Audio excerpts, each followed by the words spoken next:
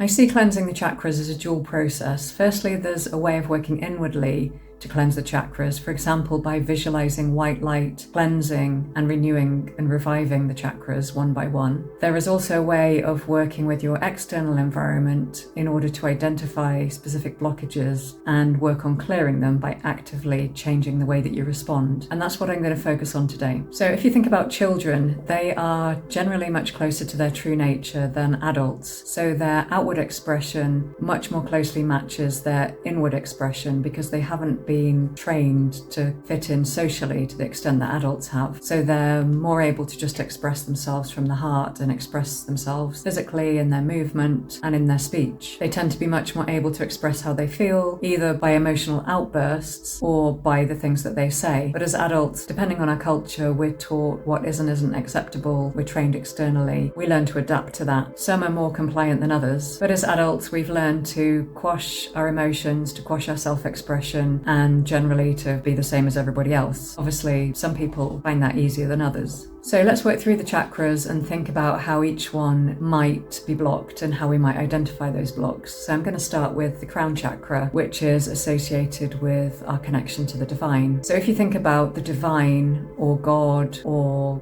the universe, whatever word you like to use, do you have a mental image of what that looks like? Is it an old man in the sky, for example, which many Western cultures teach is God? Could it be that this is blocking your receptivity to connecting with the divine? If you don't resonate with that image, but you kind of have that image in the background somewhere, it may be that you just can't relate to that. And maybe you need to think about whether you can change that image to something else. Maybe it could be something nature-based or something from a different religion if that resonates with you. Or you might picture your soul, for example, as being part of the divine, whatever works for you. And if you don't really have an image, you could just take a few minutes and just kind of imagine, just clear your mind and just kind of imagine God or the divine. Just see if an image comes to mind that you'd feel comfortable working with. So this is a way in which we're trying to understand our thoughts by actively focusing on them to understand where there might be a block. And once you've identified what image you have of God, and if you feel like that could be a block to you, you can literally replace that with something which resonates and which is easier for you to work with. Let's think about the third eye. So do you have a particular expectation of what it will look like when you open the third eye? Are you expecting to see visions, for example? Are you expecting to develop clairvoyance, which is all kind of image related, which we would relate to the eyes? If you're kind of focused on that, but that's not your gift, that's not really going to work. You could spend a lot of time and maybe you'll make some progress, but you might just not really develop that to the point that you would like to. Whereas if you're open to intuition coming to you in other forms, for example, just as a knowing or as a feeling, you really need to learn what your personal way of receiving intuition is. So clairsentience, for example, is receiving information through feelings, so kind of feeling into things, feeling energies, feeling emotions, and knowing things through the way that you feel. It could be related to environments, it could be related to people, it could be a certain tone to your feeling. Maybe you're quite sensitive and sometimes you feel a certain way and sometimes you feel differently. Again, that's a form of communication which you need to become familiar with and work out what each one means. So this can be quite a long process of working with the information that you're receiving and also working out what it means. So some people do experience like a sudden insight or a sudden shift, and others need to work actively with it to develop a skill. I think both go hand in hand. So even if you have a sudden realization, there still will be a period of learning and integration of what you've learned and what you're experiencing. Claircognizance is another one. So that is knowing things. So it may be that you have a hunch about something. And again, it may be that you have a hunch, but you don't trust it. But actually, the more hunches you have, the more you notice that these hunches are actually true. And it might be that you have a hunch and you dismiss it, you don't really think about it again. But if you can become more aware of the hunches that you have and the insights that you get and actually pay attention, then whether they turn out to be correct, you can learn to trust that more and learn to trust your intuition and learn to develop that more and work with it because the trust is there. So I've just named a couple of ways of perceiving clairsentience and claircognizance alongside clairvoyance. So you just need to work out what your personal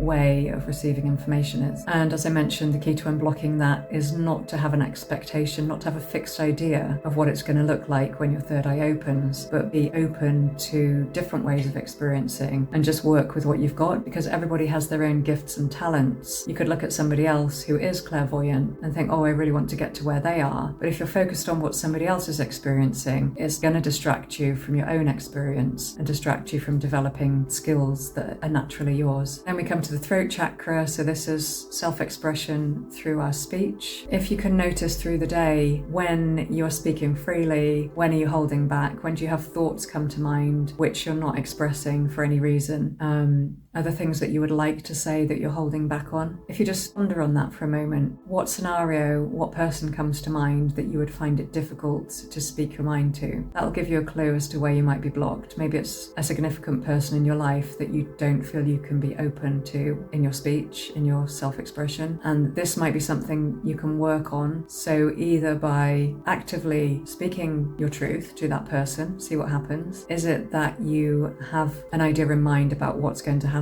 So you think, if I speak my truth to this person, they're going to reject me, or they're going to ridicule me, or they're going to laugh. What would happen if you actually did that? If you actually did speak your truth and then observe actually what happens? See, you might be right, or it might be that that's just a fear. Maybe based on a previous experience with somebody else or with them, you've developed a fear which is holding you back. So this is a way you can actively work with self-expression. Notice when you're holding back, and then practice speaking, saying what you want, saying what you mean, and observe what happens. Don't be attached to the fear, but observe and notice what happens when you face your fear. Then we come to the heart. So the heart is all about love, both expressed outwardly and inwardly. So again, children tend to be better at expressing love than adults because they have not been trained not to do that. And also most adults probably have experienced heartbreak. And I think that's a very real thing that holds us back. When we've experienced a heartbreak, it can be so painful that it stops us then from expressing our love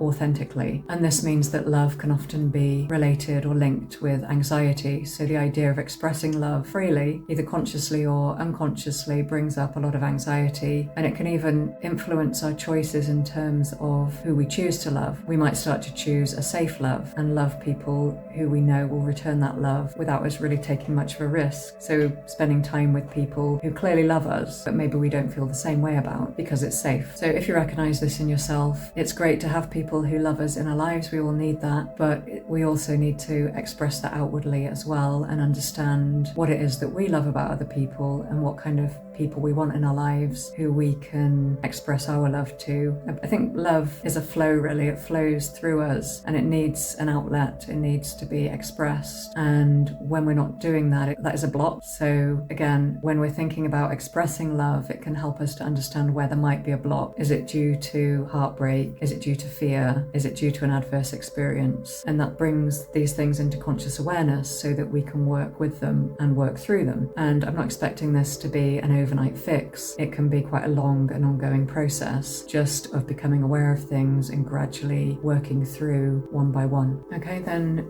let's talk about the solar plexus. So this is just above the navel, and this is the center of self. So do you find yourself in environments where you can't really express yourself? So let's think of an example. So if you trained, for example, to do a certain job because you were really drawn to it because you love the idea of doing that job and you love the idea of expressing yourself in that way, but then after training and after starting the job, you realize that your personal views and your personal way of expressing that isn't welcome. And you actually, in order to do the job, need to fit in with the company guidelines and the company's way of doing things rather than expressing things authentically as yourself. And even if you have your own business, even if you're working as a therapist, for example, there may be certain guidelines that you have to adhere to which don't feel completely authentic to you. And this would entail working through and trying to find a way that you can express yourself that does fit in with both the external expectations as well as you being able to feel authentic in that situation. There is always a balance. It doesn't necessarily need a change of career or a change of company, although that could be something that might help. But But again, to start with this, it's just really about noticing where things are not aligned. This is all about getting aligned with your true nature, your true way of expressing yourself. If you can notice where you're not aligned, you can maybe tweak things a little bit. If you go to work and maybe the work is not fulfilling, there might be something about being at work, about being around people that is fulfilling, that you can kind of shift your focus a little bit. Maybe you love people and you love talking to people and exchanging ideas or listening to people. That might be something that you can do in your job, which isn't exactly what you're there for, but it is something that you can do during your work time, which doesn't distract from the work that you are actually paid to do. Just notice where you are blocked from expressing yourself, whether that is coming from you yourself or is it coming from your external environment, and are the ways that you can work through that gradually, make a few changes, shift your focus a little bit, reframe, and get yourself either in a different environment or in the same environment to a point that you can express yourself more freely. Then we come to the sacral chakra, which is the below the navel, between the hips, and this is the center of creativity and pleasure. And I think this is very culture related. If you look at different cultures, you'll see people have very different ways of enjoying themselves. Some cultures are very open about dancing, for example. Other cultures barely dance at all. They can only dance after having quite a few drinks, alcoholic drink. But children tend to be much more free in expressing themselves and enjoying themselves. Unfortunately, as adults, we quickly train them to be more serious and to focus on other things. So if you think about pleasure, do you have things that you enjoy in your life? Are the things that you know would bring you pleasure which actually bring up anxiety or fear, or you just discard because they're childish? Again, these are all ways in which you could be blocked in the sacral chakra. It could be that you had an adverse experience doing something which should be enjoyable, and that has created a fear of doing that kind of activity again. It could be that there's something which is thought to be enjoyable. For example, some cultures enjoy drinking quite a lot, and if you're a teetotaler, for example, it could be that you're viewed as somebody who doesn't enjoy themselves because you're not joining in and taking part in that same activity. So again, that could be a block within the sacral chakra, where the kind of general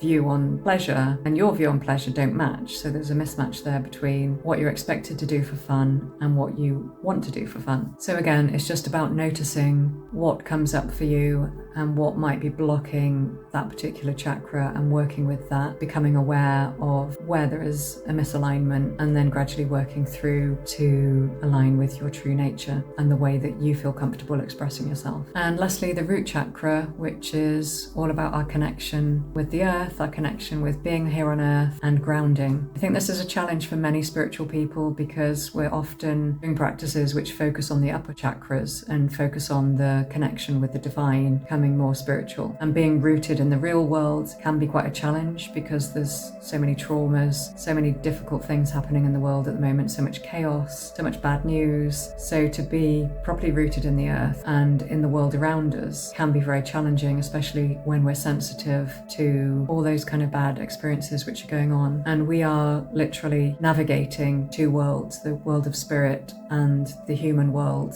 the physical world. So to feel at home in the world can be quite difficult, but it's important to focus on what is real in terms of the physical in order to feel fully grounded, because the more we raise our energy, the more we need to be rooted in the earth. And I'm a strong believer in bringing our spiritual experiences down. I mean, you could call that manifestation, a way of like taking inspiration and bringing it down and manifesting that in the physical world. And really the practices that I've talked through on this video are all about grounding ourselves in this reality, in this 3D world, whereas a lot of the inner work is more focused on raising our vibration. This is about becoming comfortable as spiritual people, being in the world and interacting with the people and the environment around us. So I've talked through the 7 main chakras. That is the way that I would view cleansing the chakras, not just working inwardly, for instance with visualizations, but also working externally, observing what happens throughout the day, where we're blocking ourselves, where we're blocked by our environment or societal expectations, becoming aware of those and seeing where we can make little tweaks, little changes, experimenting with that. We can be quite playful with just testing out what happens if I change my behavior a little bit here, a little bit there. How do people react? How do I feel? Just challenge ourselves a little bit to push the boundaries, clear our chakras at the same time. If this video resonates with you, I'd be really interested to hear your thoughts. And if you have any ideas or practices that have worked for you, please feel free to share. Don't forget to like and subscribe.